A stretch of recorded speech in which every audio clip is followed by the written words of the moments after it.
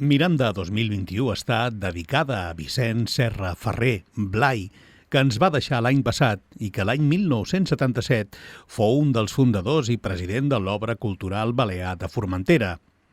El seu bon amic Andreu Ferrer Morna és un dels participants a la revista amb un article dedicat a la seva memòria.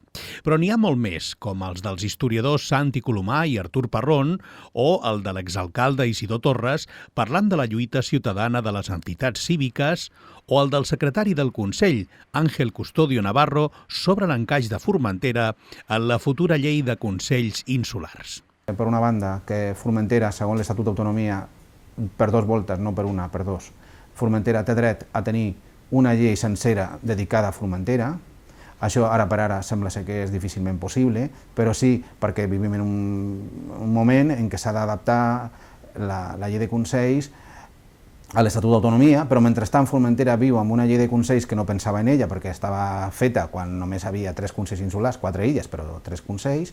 L'Estatut d'Autonomia se va modificar en 2007, se va crear el Consell de Formentera. El Consell de Formentera viu amb una regla provisional, d'una regla transitòria de la disposició transitòria tercera d'una llei d'acompanyament als pressupostos de l'any 2007 cap a 2008, i això és el règim que ara s'ha d'adaptar de totes. També es parla de la llengua a Formentera amb Ivan Solivelles i de temes més miscel·lanis com el flaó, a càrrec de Maria Ferrer Ferrer, o de la feina de teixidor al segle XIX. Posar de manifest a partir d'aquesta documentació la importància i la rellevància que tenien els teixidors, diguem, a Formentera.